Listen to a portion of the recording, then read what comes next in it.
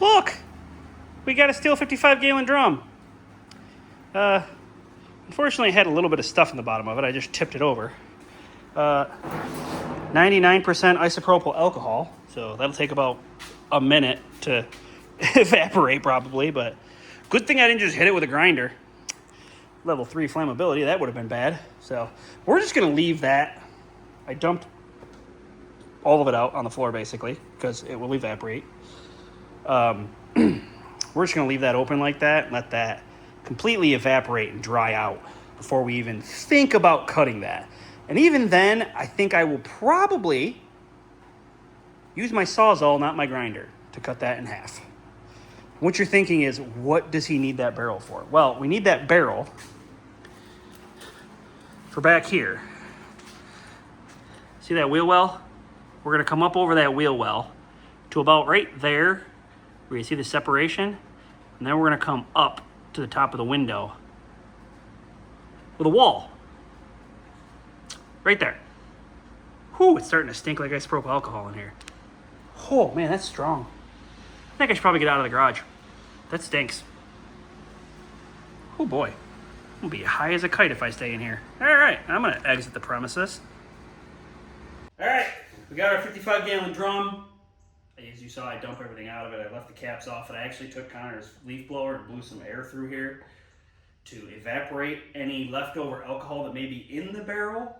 Shine my flashlight in there. There's no wetness, so it is all evaporated, but we're still going to go with the Sawzall instead of the grinder to start with, just to make sure nothing catches on fire, okay?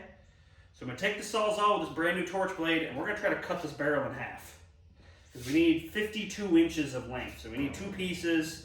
Then we're going to have to, modify from there to make a piece of back wall that goes up over the wheel wells. That's why we need the curved barrel.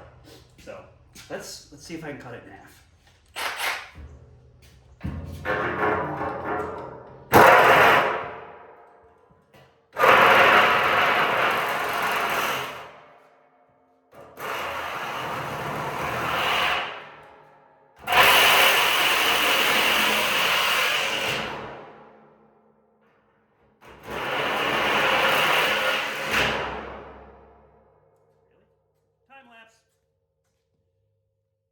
Well, we cut it in half. Of course, the time lapse didn't work. Why would that turn on while we were doing that? It doesn't matter. Did you really want to watch me cut a barrel in half? So now we gotta basically cut and fit and shape and fit and make these fit in the car. So yeah, that's the fun part, I guess. All right, so I got this first piece in here, kind of, sort of in here.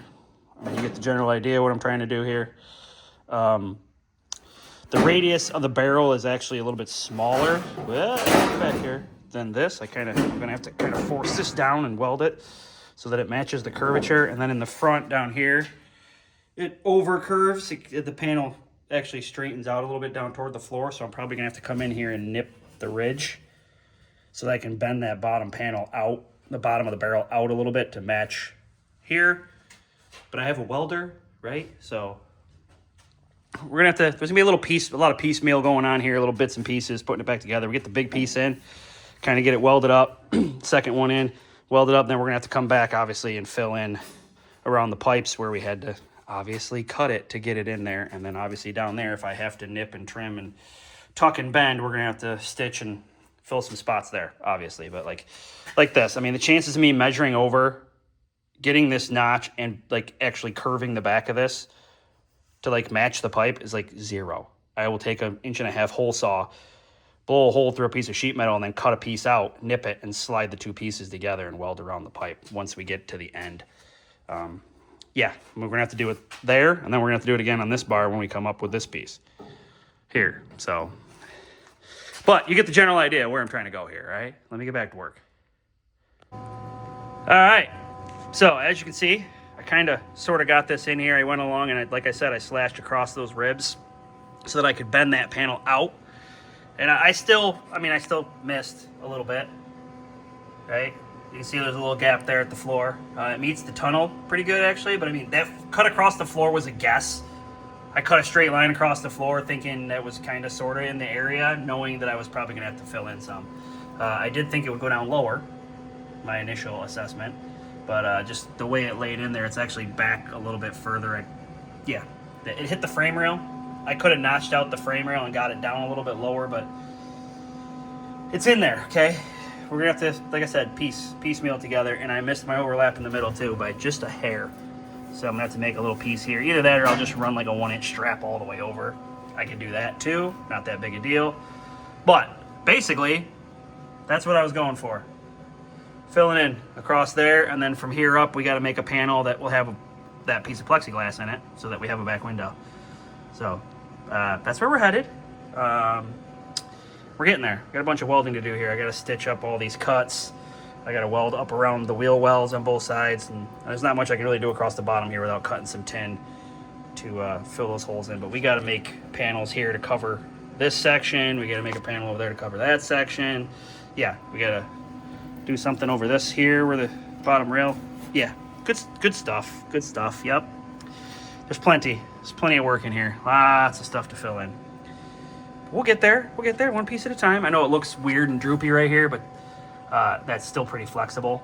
And now I'm looking at it, I might end up having to box out some of this center section for the fuel cell, just because this goes up a little further than I thought it did, visually. But we'll see. I'll rough it in, and we'll see how bad the fuel cell hits. And we will either move the fuel cell back a little, or we'll create a box out here that the fuel cell can sit into. I don't know. I don't know yet. We're not there yet. We might end up just moving the fuel cell back a little bit. We'll figure it out. We'll figure it out. We always figure it out. All right, guys, so I came in here and I stitched all down the wheel well on both sides. Stitched it down. I stitched around the tunnel there where it was touching. And I stitched anywhere the floor made contact with it. And then I came up through here and I stitched down all these cuts that I made down the rib here to kind of straighten it out. We always got to make a filler piece for the middle here. We're going to have to make some filler pieces down there for the floor anyway, but we got stitched up what we got stitched up. I'm not worried about full welding it because I will just come in here just like factory cars and we'll hit that with some seam sealer. Anywhere we got a spot, we'll hit with seam sealer to seal it up. Back here, you can see how far this overhangs. This all will bend up, not a big deal. You can see how far it overhangs. If you remember, the fuel cell sat right in here on this, which is obviously way under here. So definitely gonna have to address something there. We might have to just cut this back a little bit. We'll figure it out. We got some figuring to do here. My plan was to come basically right through here, this area, up with a panel. So as you can see, that's pretty far forward from where this is. We can actually take some out of this back to there maybe, and I don't know if that'll be enough, but maybe we cut this back and then we move the fuel cell this way a little bit. We make it work, right? So good thing we didn't weld the fuel cell in. All right, we're gonna make it work. So that's all I'm gonna get done for this episode because I got other stuff I gotta do around here. There's other things I gotta work on. So at least that piece is in, and then the next episode we can start building up the wall here for the whole back window. And I don't know how far we'll get. Maybe we'll get to getting in around these pipes with some pieces, filling in some stuff. Maybe we'll get down there in the floor in those corners. This front section, as you can see, I need full floor pans. That side's completely gone. This side has a little bit of something in the front, but it is Swiss cheese. There's not much there. So I gotta figure out what I'm gonna do for that down there. I debated just doing it in tin, but I think at the end of the day, the best bet is going to be to just bite the bullet and order a set of floor pans. But that's like $300. $300 that I do not have. We'll figure it out. Figure it out. We always figure it out. Keep moving forward. Until next time, keep it creative and happy building.